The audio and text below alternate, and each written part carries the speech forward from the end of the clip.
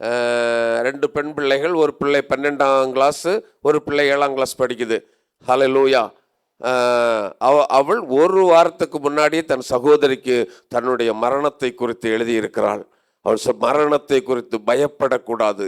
இரட்சிக்கப்பட்ட பிள்ளைகள், ஹல்லேலூயா, அபிஷேகம் பெற்றவர்கள், கர்த்தரை ஆராதிக்கிறவர்கள், அதை குறித்து நம்ம என்ன செய்யக்கூடாது? பயப்படவே கூடாது. அப்படி பயப்பட்டா சமாதானம் போய்விடும்.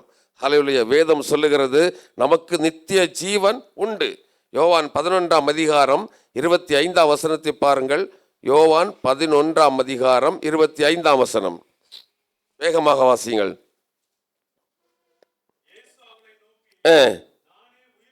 நானே உயிர்த்தெழுதலும் ஜீவனுமாயிருக்கிறேன். என்னை விசுவாசிக்கிறவன் மரித்தாலும் பிழைப்பான். ஹல்லேலூயா. ஒரு அலையில சொல்லுங்களேன். அப்ப நீங்க பயப்படணுமா? மரணத்தை குறித்து பயப்படணுமா? அதை குறித்து சமாதானத்தை இழந்து விட வேண்டுமா? வேண்டாம். வேதம் சொல்லுகிறது என்னை விசுவாசிக்கிறவன் மரித்தாலும் பிழைப்பான் என்று சொல்லி வேதம் சொல்லுகிறது. அதனால தான் அருமையான தேவனுடைய பிள்ளையே, ஆண்டவர் சொன்னா மரணமே உன் ஜெயம் எங்கே? அப்படித்தானே கேட்டாரு. மரணம் நம்ம ஜெயிக்கிறவர்கள். அதனால அதை குறித்து பயந்து நம்முடைய சமாதானத்தை நம்ம இழந்து விடக்கூடாது. சமாதான காரணராகிய கர்த்தர் நம்மோடு கூட இருக்கிறார் என்ற எண்ணம் நமக்கு உள்ளே இருந்து கொண்டே இருக்க வேண்டும். எந்த சூழ்நிலைகள் வந்தாலும், எந்த கஷ்டங்கள், எந்த உபத்திரவங்கள், எந்த பாடுகள், எந்த பிரச்சனைகள் வந்தாலும், ஹல்லேலூயா, நான் ஆராதிக்கிற தேவன் என்னை தப்புவிக்க வல்லவர் என்ற அந்த விசுவாசம் நமக்குள்ள இருக்க வேண்டும். அதனால தான் ஆண்டவர் சொன்னார், உன் சமாதானத்துக்கு ஏற்றவைகளை நீ அறிந்தாயானால் அது நலமாயிருக்கும். யோவான் எழுதின சுவிசேஷம் 3ஆம் அதிகாரம் 16ஆம் வசனத்தை வாசித்து பாருங்கள். யோவான் 3ஆம் அதிகாரம் 16ஆம் வசனம். தேவன் தம்முடைய ஒரே பேரான குமாரனை விசுவாசிக்கிறவன் எவனோ அவன் கெட்டு போகாமல் நித்திய ஜீவனை அடையும்படிக்கு அவரை தந்தருளி இருக்கிறார். ஹல்லேலூயா. ஹல்லேலூயா சொல்லுங்களேன். அதனால தாண்டவர் சொல்றாரு, அவருடைய ஒரே பேரான குமாரனை நமக்கு தந்தருளி இருக்கிறார். எதற்கு? நாம் ஒருவரும் கெட்டு போகாமல் நித்திய ஜீவனை அடைய வேண்டும். ஹல்லேலூயா. அதற்காகத்தான் தம்முடைய ஒரே பேரான குமாரனை இந்த உலகத்தில் அனுப்பினார். அனுப்பி இந்த உலகத்திலே அவர் வாழ்ந்து, அவர் மரித்து அடக்கம் பண்ணப்பட்ட 3ஆம் நாள் உயிரோடு எழும்பி இன்றைக்கும் நமக்காக பிதாவினுடைய வலது பரிசத்தில் உட்கார்ந்து பரிந்து பேசிக்கொண்டிருக்கிறார். அதுதான் நித்திய ஜீவனை நமக்கு கொடுப்பதற்காக. அவர்கள் மேல விசுவாசம் வைத்தால், ஒரே பேரான அந்த குமாரனாகிய இயேசு கிறிஸ்துவின் மேலே நம்ம விசுவாசம் வைப்போம் என்று சொன்னால், வேதம் சொல்லுகிறது நமக்கு நித்திய ஜீவன் உண்டு. அதனால நீங்க என்ன செய்யக்கூடாது? பயப்படக்கூடாது. ஹல்லேலூயா. ஆமென். சமாதானத்தை இழந்து விடக்கூடாது. ஆமென். சமாதான காரணராகிய ஆண்டவர் இயேசுவை பிடித்து கொள்ள வேண்டும். இது ஒரு இனத்தாருக்கல்ல, ஒரு ஜாதியாருக்கல்ல, ஒரு மதத்தாருக்கல்ல. உலகத்தில் பிறந்த அத்தனை பேருக்கும் கற்பன் என்றில்லை, வெளுப்பன் என்றில்லை, ஜாதி என்றில்லை, மொழி என்றில்லை, அத்தனை பேருக்கும் நித்திய ஜீவனை கொடுப்பதற்காகத்தான் இயேசு பிறந்தார். ஹல்லேலூயா. ஹல்லேலூயா. அவர் மேல நம்ம விசுவாசம் வைத்தால், அவர் சொல்றாரு, உனக்கு நித்திய ஜீவனை கொடுப்பேன். வேற யாரும் சொன்னது இல்லை, வேற எந்த மத பண்டிதர்களும் சொன்னதில்லை, எந்த கல்விமானும் சொன்னதில்லை, எந்த அறிஞனும் சொன்னதில்லை, எந்த கவிஞனும் சொன்னதில்லை. ஆனால் இயேசு சொன்னார், என்னை விசுவாசித்தால் நான் உனக்கு நித்திய ஜீவனை கொடுப்பேன். ஹல்லேலூயா. அன்பு தேவனுடைய பிள்ளை, அதனால தான் ஆண்டவர் சொல்றார், உன் சமாதானத்தை நீ எதையும் நினைத்து கவலைப்பட்டு கலங்கி உன்னுடைய சமாதானத்தை இழந்து விடாத. நித்திய ஜீவனை கொடுக்கிற ஆண்டவர் நமக்கு இருக்கிறார். ஹல்லேலூயா. ஏழை என்று பார்க்க மாட்டார், பணக்காரன் என்று பார்க்க மாட்டார். அவருடைய பிள்ளைகள் எல்லாருக்கும் நித்திய ஜீவன் உண்டு. ஹல்லேலூயா. அன்பு தேவ, யோவான் 6ஆம் அதிகாரம் 47ஆம் வசனத்தை வாசியுங்கள். யோவான் 6ஆம் அதிகாரம் 47ஆம் வசனம். வேகமாக சத்தமா வாசிங்க. என்னிடத்தில் விசுவாசமாய் இருக்கிறவனுக்கு நித்திய ஜீவன் உண்டென்று மெய்யாகவே மெய்யாகவே உங்களுக்கு சொல்லுகிறேன். ஹல்லேலூயா. ஆண்டவரிடத்தில் நம்ம ஏன் விசுவாசம் வைக்கணும்? எதற்கு விசுவாசம் வைக்கணும்? நித்திய ஜீவன் நமக்கு உண்டு. ஹல்லேலூயா, ஹல்லேலூயா.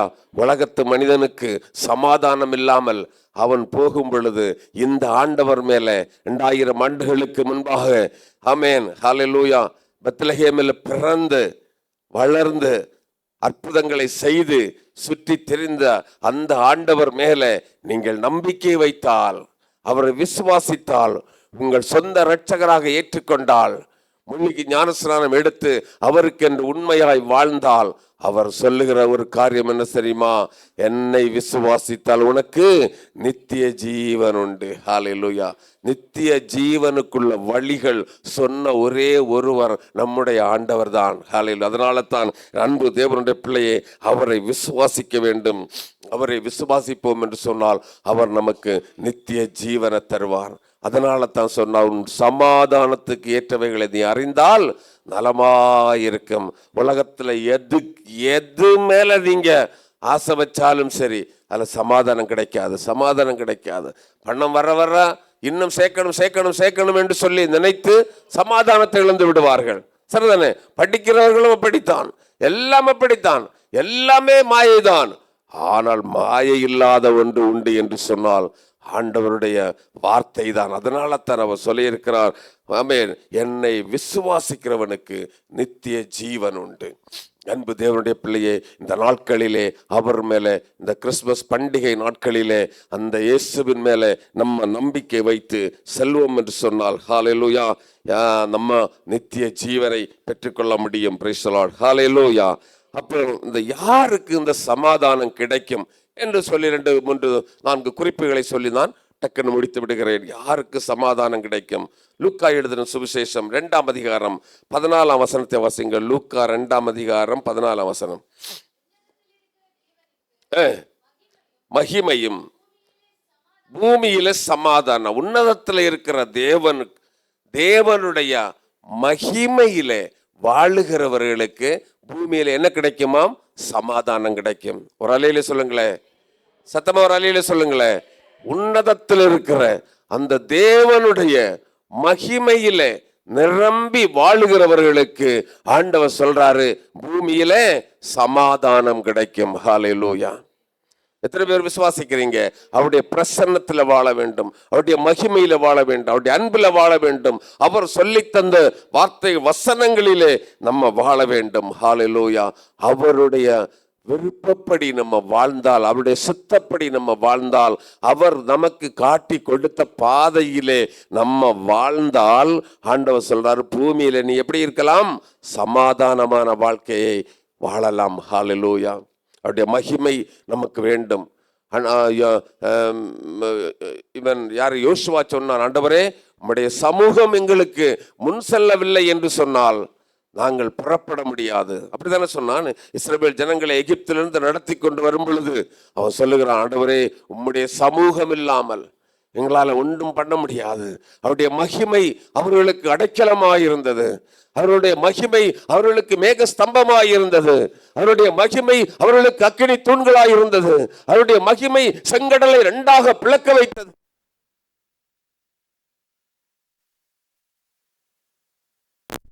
இறைச்சியை கொடுத்தது. அந்த மகிமை, அந்த மகிமை இல்ல, அந்த மகிமையில் ஆண்டவருடைய அந்த பிரசன்னத்துல நீங்க வாழ்ந்து பாருங்க, உங்களுக்கு சமாதானம் இருக்கும். ஹல்லேலூயா. சமாதானம் வேண்டும் என்று சொன்னால் எப்பொழுதும் ஆண்டவருடைய பிரசன்னத்திலே வாழ வேண்டும், அவருடைய மகிமையில வாழ வேண்டும். அதான் பாடுறீங்களே, உங்க பிரசன்னம் தான் என்னை தாங்குகிறது. அப்படித்தானே? அவருடைய பிரசன்னம், அவருடைய மகிமையில இருக்கணும். ஹல்லேலூயா. ஹல்லேலூயா.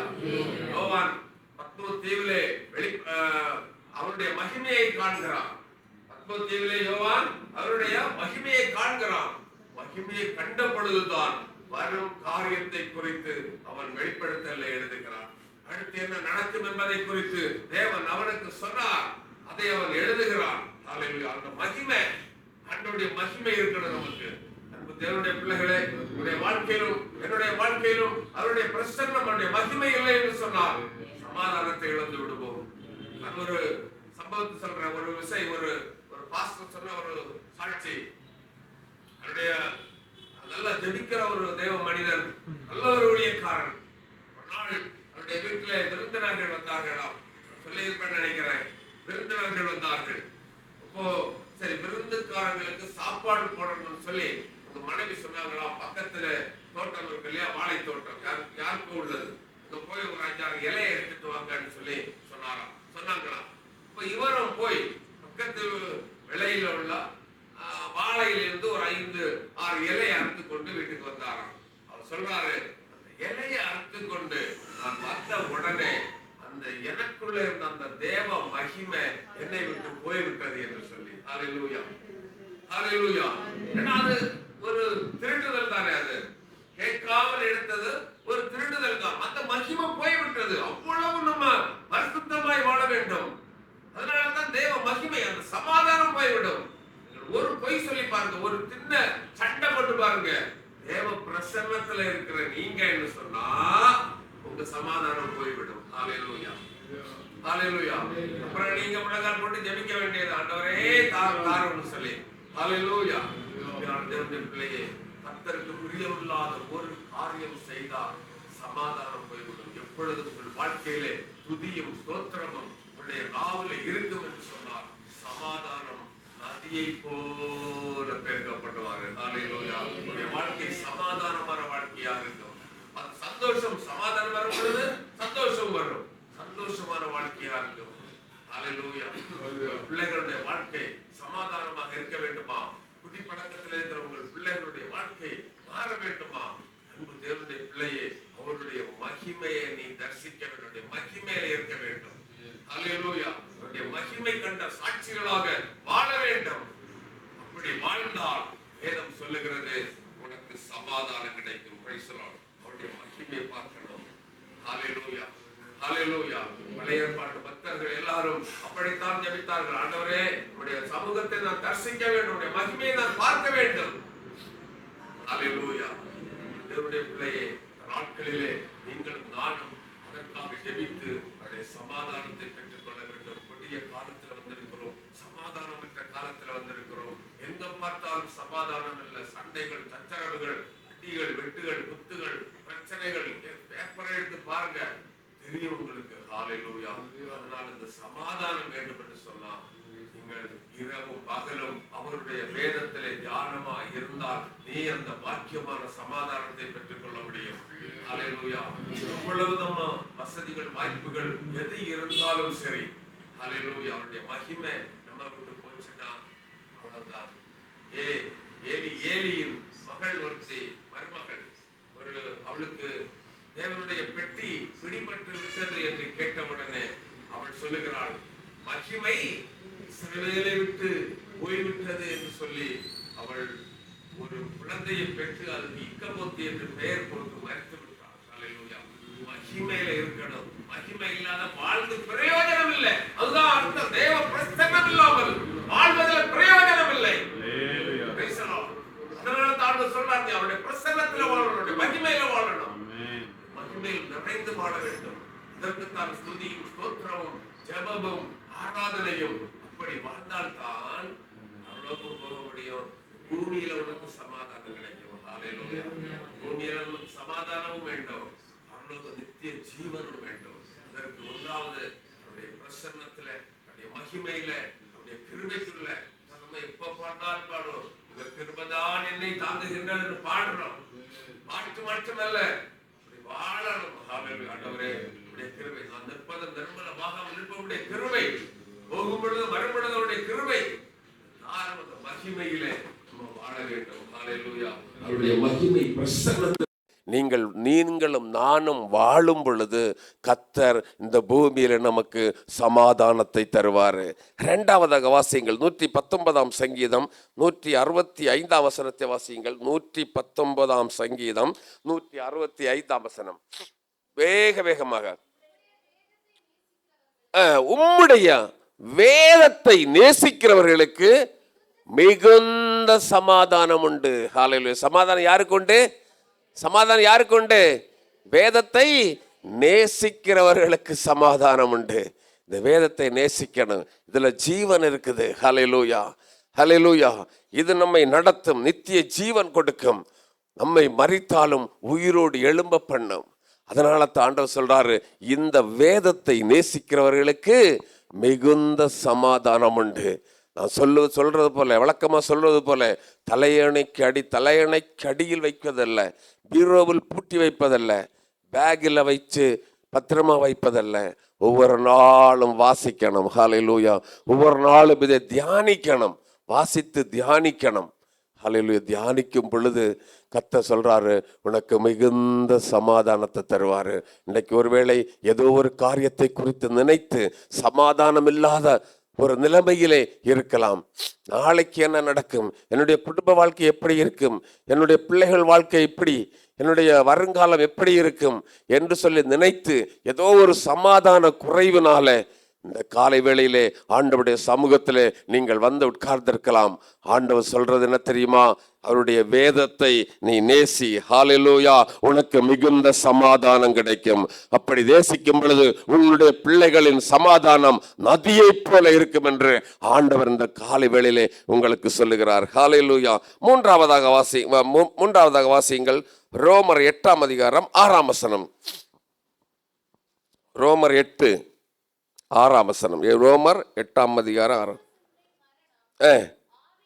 ஆவியின் சிந்தையோ ஜீவனும் சமாதானமும். நம்முடைய சிந்தை எப்படி இருக்க வேண்டும்? எப்படி இருக்க வேண்டும்? ஜீவன். மாம்சத்தின் சிந்தை மரணம். ஆவியின் சிந்தையா இருக்க வேண்டும். எப்ப பாருங்க நம்ம நினைவுகள் சிந்தைன்னா நினைவுகள், நம்ம நினைவுகள் எல்லாம் பரிசுத்தமாய் இருக்க வேண்டும் என்று வேதம் சொல்லுகிறது. ஹல்லேலூயா. அப்பதான் சமாதானம் கிடைக்கும். ஹல்லேலூயா. இயேசு வருகிறார். சகேயு என்று ஒரு மனிதன் இருந்தான். அவனுக்கு என்ன தெரியுமா? இயேசுவை காண வேண்டும் என்று ஆசை. அவன் போய் என்ன செய்கிறான்? அவனுடைய ஆவியில ஒரு சிந்தை என்ன வந்துச்சு? அவன் குள்ளமான மனிதன் ஆனபடியினால அவன் ஒரு காட்டத்தி மரத்தின் மேலே ஏறி உட்கார்ந்து இயேசுவை பார்க்க வேண்டும். அவனுடைய அந்த ஆவியின் சிந்தையை யாரு அறிஞ்சது? ஆண்டவர் அறிஞ்சாரு. ஹல்லேலூயா. ஹல்லேலூயா. இயேசு வருகிறார். வந்து உடனே மரத்துக்கு கீழே நின்று சொன்னாரு, சகேயுவே இறங்கி வா என்று சொன்னார். அவன் கடகடன்னு இறங்கி வந்திருப்பான், சரிதானே? அப்போ அந்த ஆவியின் சிந்தையை ஆண்டவர் அறிஞ்சிருக்கிறார். அதுதான் ஆவியின் சிந்தை சமாதானம். உடனே வா, நான் வீட்டுக்கு வரேன்னு சொல்லி ஆண்டவர் சொன்னாரு. வீட்டுக்கு போன உடனே அவன் என்ன சொன்னான்? ஆண்டவரே, நான் அநியாயமா சம்பாதித்ததை நாளத்தனையாக திருப்பி கொடுத்துறேன்னு சொன்னான். அங்க ஒரு பிரசங்கம் பண்ணல ஆண்டவர். அவனுடைய ஆவியில அந்த சிந்தனை வந்தது. ஹல்லேலூயா. தான் ஒரு பாவி என்ற சிந்தனை வந்தது. ஹல்லேலூயா. நான் பட்சதாபப்படுகிறேன் என்ற சிந்தனை அவனுக்குள்ள வந்தது. அதனால தான் ஆண்டவரிடத்துல சொன்னான், ஆண்டவரே, நான் தவறு செய்த உண்மைதான், எல்லாவற்றையும் என்ன செய்கிறேன்? நாளத்தனையாக நான் திருப்பி கொடுத்துறேன். ஆண்டவர் என்ன சொன்னாரு? இந்த வீட்டுக்கு இன்றைக்கு சமாதானம் வந்தது என்று சொன்னார். ஹல்லேலூயா. அதுதான் சமாதானம். அன்பு தேவனுடைய பிள்ளையே, ஹல்லேலூயா. இன்னொரு பெண் அதே மாதிரி இயேசுவின் காலடியிலே வந்து என்ன செய்வாள்? அந்த பரிமள தைலத்தை பூசி தன்னுடைய முடியினால் துடைத்து இது பண்ணுவாள். ஆண்டவர் சொல்வாரு, அவள் சமாதானத்துக்கு ஏற்றவைகளை அவள் செய்தாள். எல்லாரும் என்ன செய்வாங்க? முறுமுறுப்பாங்க. ஆகா, இதை விற்று நம்ம அந்த பரிமள தைலத்தை விற்று பணம் சம்பாதிச்சிருக்கலாமே அப்படி என்றெல்லாம் சொல்லும் பொழுது ஆண்டவர் சொன்னாரு, அவளுடைய சமாதானத்துக்கு ஏற்றவைகளை அவள் செய்தாள். ஹல்லேலூயா. ஹல்லேலூயா. அதுதான் ஆவியின் சிந்தை. நம்முடைய வாழ்க்கையில் எப்பொழுதும் ஆவியின் சிந்தை இருக்க வேண்டும். உலக பிரகாரமான சிந்தை அல்ல, மாம்சத்தின் சிந்தை அல்ல. மாம்சத்தின் சிந்தைகள் நாம் கொண்டிருப்போமானால் வேதம் சொல்லுகிறது அது மரணத்திலே முடியும். சவுலுடைய வாழ்க்கை கடைசி கட்டத்திலே அவனுடைய சிந்தையெல்லாம் மாம்சத்தின் சிந்தையாயிருந்தது. சவுலுக்கு முதலிலே அவனை ஆண்டவர் ராஜாவாக அபிஷேகம் பண்ணினாரு. ஆண்டவருக்காக நல்ல காரியங்களை எல்லாம் செய்தவன் தான். பிற்காலத்திலே அவனுடைய சிந்தைகள் மாம்ச சிந்தை, எப்படியாவது தாவீதை அழிக்க வேண்டும் என்ற ஒரு எண்ணம், அது மற்றவர்களை அழிக்க வேண்டும், மற்றவர்களுக்கு விரோதமாய் காரியங்களை செய்ய வேண்டும் என்ற எண்ணம் அவனுக்குள்ள இருந்ததுனால தான் அவன் அழிக்கப்பட்டான். ஹல்லேலூயா. ஆனால் தாவீதுக்குள்ளோ ஒரு ஆவியின் சிந்தை இருந்தது. தாவீது சொல்லுகிறான், கர்த்தர் அபிஷேகம் பண்ணினவர் மேலே நான் கையை நீட்டக்கூடாது. ஹல்லேலூயா. சத்ரு கையில கிடைச்சும் அவன் என்ன செய்யவில்லை? அவனை ஒன்றும் செய்யவில்லை. காரணம் என்ன? அது ஆவியின் சிந்தை. அன்பு தேவனுடைய பிள்ளைகளே, கர்த்தர் நமக்கு கொடுத்திருக்கிற நாட்கள் கொஞ்ச நாட்கள். வேதம் சொல்லுகிறது 70 அல்லது பலத்தின் மிகுதியினால் 80. எத்தனையோ வருஷம் கொடுத்திருக்கிறார். இந்த நாட்களிலே நம்முடைய வாழ்க்கை சந்தோஷமாக சமாதானமாக என்ன இருக்கிறதோ அதுல சந்தோஷமாக வாழ கற்றுக்கொள்ளும் பொழுது கர்த்தர் உங்களுக்கு சமாதானத்தை தருவார். ஹல்லேலூயா. என்ன குறைவுகள் இருந்தாலும் அதை நீங்கள் என்ன செய்யணும்? நிறைவாக எடுத்துக்கொள்ள வேண்டும். கர்த்தர் நமக்கு இதைத்தான் தந்திருக்கிறாரு, அவ்வளவுதான். கர்த்தர் நமக்கு இதைத்தான் தந்திருக்கிறார் என்ற எண்ணத்தோடு கூட நீங்கள் அந்த நிம்மதியாய் வாழ்ந்தா சமாதானம் உங்களுக்கு தேடி வரும். ஹல்லேலூயா. அதனால தான் ஆண்டவர் சொன்னார், இந்த நாளில் உம்முடைய சமாதானத்துக்கு ஏற்றவைகளை இது அறிந்தால் நலமாயிருக்கும். சமாதானம் தர வேண்டும் என்று சொன்னால் நம்முடைய சிந்தை ஆவியின் சிந்தையாயிருக்க வேண்டும். ஆவியின் சிந்தை இருக்க வேண்டும். நம்ம எப்படி இருக்கிறோம்? எப்ப பார்த்தாலும் அங்க பறக்கிறோம் இங்க பறக்கிறோம், அப்படிதானே? அங்க போறோம் இங்க போறோம். அப்படி இருந்தா என்ன, இப்படி இருந்தா என்ன, அது கிடைச்சிருந்தா இருக்குமே, இது நல்லா இருந்தா இருந்திருக்குமே, அப்படித்தானே? இருக்கிறத விட்டுட்டு பறக்கிறதற்கு போறாங்கல்ல, அதே மாதிரி ஹல்லேலூயா பறக்கிறத பிடிக்க போற ஒரு எண்ணம். இந்த எண்ணங்கள் மாறணும். கிறிஸ்துவே சிந்தையாக வைத்திருக்க வேண்டும். நமது தலைவன் இயேசு கிறிஸ்துவ நினைக்கணும். அவர் நித்திய ஜீவனை தருவார் என்ற எண்ணம் வேணும். அவர் ஒரு நாள் வருவார் என்ற எண்ணம் வேணும். அவர் வந்து நம்மளை சேர்த்து கொண்டு செல்வார் என்ற எண்ணம் வேணும். நமக்காக ஒரு இடத்தை ஆயத்தம் பண்ணி வைத்திருக்கிறார் என்ற எண்ணம் வேணும். அதனால தான் எப்பொழுதும் வேதம் சொல்லுகிறது, நீ ஆவியின் சிந்தையோடு இருந்தால் ஹல்லேலூயா உனக்கு இந்த உலகத்துல சமாதானம் உண்டு. கடைசியாக ஒரு காரியத்தை சொல்லி நான் முடித்து விடுகிறேன். ரோமர் 2ஆம் அதிகாரம் 10ஆம் வசனத்தை வாசிங்கள். ரோமர் 2ஆம் அதிகாரம் 10ஆம் வசனம்.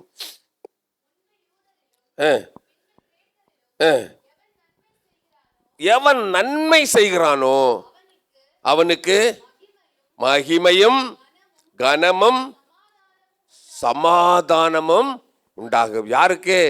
நன்மை செய்யணும். Price the Lord. ஜாதி மதம் அல்ல. கிரேக்கரா இருந்தாலும் சரி, யூதனா இருந்தாலும் சரி, எவனா இருந்தாலும் சரி, நம்ம என்ன செய்ய வேண்டும்? மற்றவர்களுக்கு நன்மை செய்ய வேண்டும். அப்படி நன்மை செய்தா ஆண்டவர் சொல்றாரு, உனக்கு என்ன கிடைக்குமாம்? கனம் கிடைக்கும், மகிமை கிடைக்கும், மிகுந்த சமாதானம் கிடைக்கும். ஹல்லேலூயா. அதனால தான் ஆண்டவர் சொன்னார், நன்மை செய்யுங்கள். இயேசு உலகத்தில் வாழ்ந்த நாட்கள் எல்லாம் நன்மை செய்கிறவராகவே சுற்றித் திரிந்தார். சரிதானே? அவரிடத்தில் வந்த குருடனுக்கு பார்வை கொடுத்தார். ஹல்லேலூயா. குஷ்டரோகி தொட்டு சுகமாக்கினார். ஹல்லேலூயா. ஆமென். பெரும்பாடுள்ள ஸ்திரியை விடுதலை ஆக்கினார். 38 வருடம் படுத்திருந்தவனை எழும்பி நிற்க செய்தார். சரிதானே? அவனுக்கு சுகம் கொடுத்த நன்மை செய்கிறவராக ஆண்டவர் நன்மை செய்கிறவராகத்தான் இந்த உலகத்தில் சுற்றி திரிந்தார். அதனால தான் நமக்கிட்ட ஆண்டவர் சொல்றாரு, நீ நன்மை செய்தால், மற்றவர்களுக்கு நன்மை செய்தால், ஹல்லேலூயா, உதவ வேண்டிய நேரத்தில் மற்றவர்களுக்கு உதவி செய்யும் பொழுது, ஊழியத்திலே உதவி செய்யும் பொழுது, ஜெபத்திலே உதவி செய்யும் பொழுது, ஆராதனையிலே ஆண்டவருக்கு ஆக நீ எழும்பி பிரகாசிக்கும் பொழுது வேதம் சொல்லுகிறது, உனக்கு கனமும் கிடைக்குமாம், மகிமை கிடைக்குமாம், சமாதானம் கிடைக்கும். ஹல்லேலூயா. அன்பு தேவனுடைய பிள்ளைகளே, அதனால தாண்ட சொல்றாரு, உன் சமாதானத்துக்கு ஏற்றவைகளை நீ அறிந்தால் நலமாயிருக்கும். சமாதானம் வேண்டும். சமாதானம் வேண்டுமா? தேவ மகிமையில நீ வாழ்ந்திருக்க வேண்டும். அவருடைய பிரசன்னத்தில் இருக்கணும். இரண்டாவது, அவருடைய வேதத்தை நேசிக்கிறவர்களுக்கு மிகுந்த சமாதானம் உண்டு. மூன்றாவதாக என்ன? ஆவியின் சிந்தை உள்ளவர்களுக்கு சமாதானம் உண்டு. நான்காவதாக, நன்மை செய்தால் சமாதானம் உண்டு. ஹல்லேலூயா. கர்த்தர் நம்மை ஆசீர்வதிப்பார். எல்லாரும் எழுப்பியிருப்போமே. Price the lord. ஹல்லேலூயா. ஹல்லேலூயா. கர்த்தர் நம்மை ஆசீர்வதிப்பார். எல்லாரும் எழுப்பிதில்லுங்க. இந்த சமாதானம் தரணும். ஹல்லேலூயா. சமாதான பிரபுவாகிய ஆண்டவர், நித்திய ஜீவனை தருகிறவர், நமக்கு சமாதானத்தை தர வேண்டும். இந்த சமாதானத்தை பெற்றுக்கொள்ள வேண்டும், சந்தோஷத்தை பெற்றுக்கொள்ள வேண்டும். இந்த வருஷத்தின் கடைசியில வந்திருக்கிறோம்.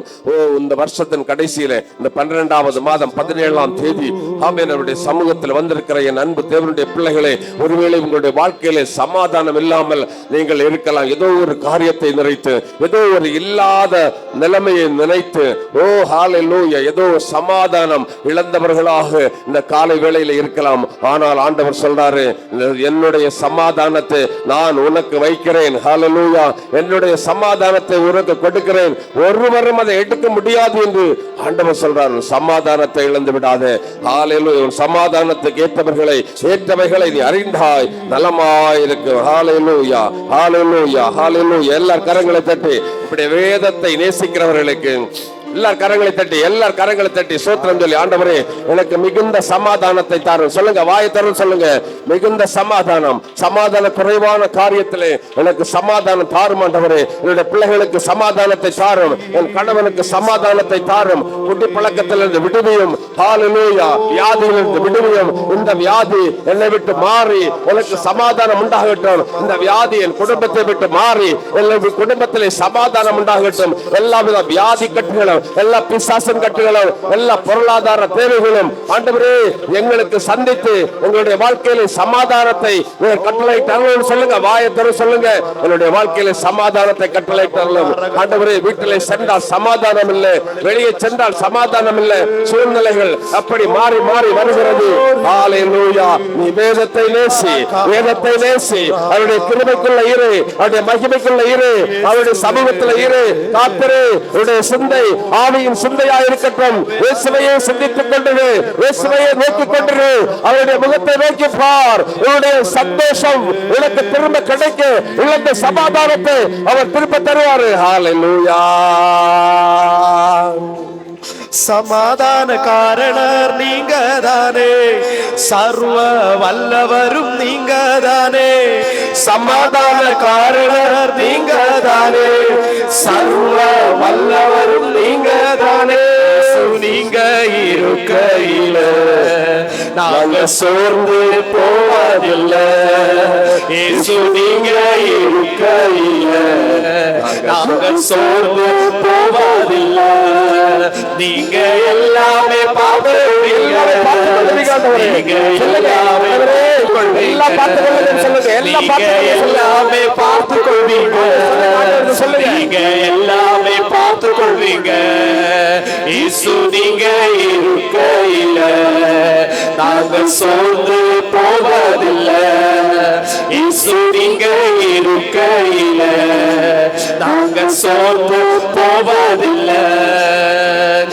அதிசய தேவன் நீங்க தானே, ஆலோசனை கர்த்தீங்க. அதிசய தேவன் நீங்க தானே, ஆலோசனை கர்த்தீங்க தானே. நீங்க இருக்கையில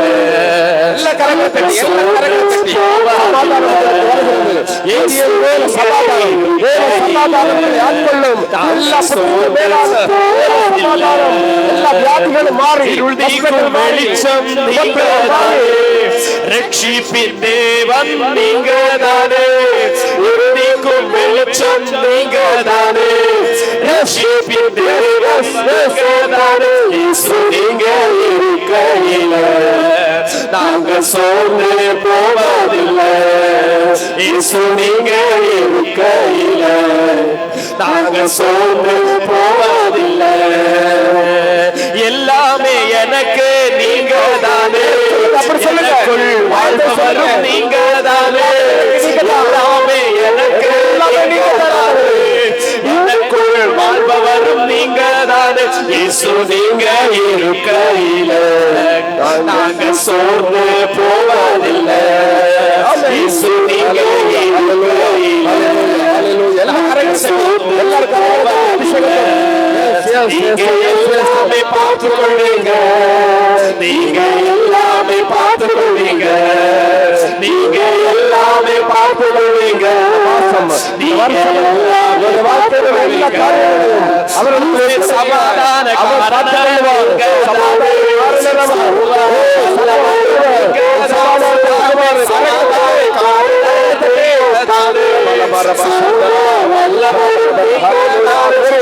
நீங்க இருக்கையில நாங்க சோர்ந்து போவதில்லை.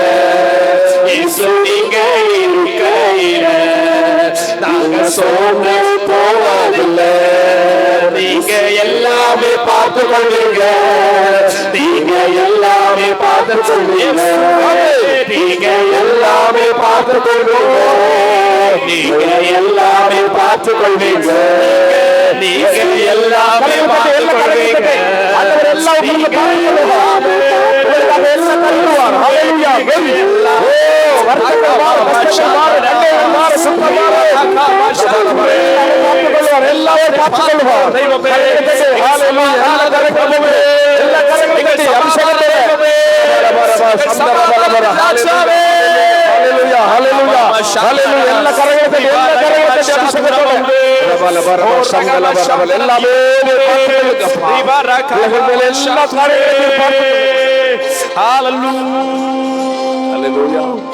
சமாதான காரணம் உங்களுடைய எல்லா காரியங்களையும் அவர் பார்த்துக் கொள்ளுவார்.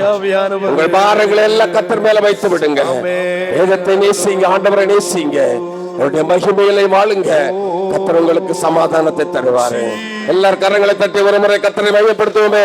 எல்லா கரங்களை தட்டி, ஆண்டவரே இந்த சமாதானம், மாபெரும் சமாதானம் ஆண்டவரே எங்களுக்கு விபாரம், உங்களை அதிகமாய் நேசிக்கிறதல்ல கர்த்தாவே, நல்ல வேலைக்காக உமக்கு ஸ்தோத்திரம் செலுத்துகிறோம் ஆண்டவரே. இந்த நாளில் நம்முடைய சமூகத்தில் கூடி வர நீர் செய்த மேலான கிருபைக்காக உமக்கு ஸ்தோத்திரம் செலுத்துகிறோம் ஆண்டவரே. அந்த ஒவ்வொரு பிள்ளைகளையும் நீர் அபரிமிதமாய் ஆசீர்வதித்தருள வேண்டும் என்று ஜெபிக்கிறேன். ஹல்லேலூயா.